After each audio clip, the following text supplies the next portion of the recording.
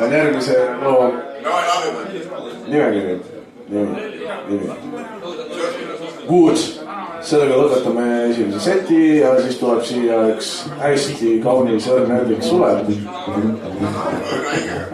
Õrna hingega, nii et olge ta vastu hästi peened. Good.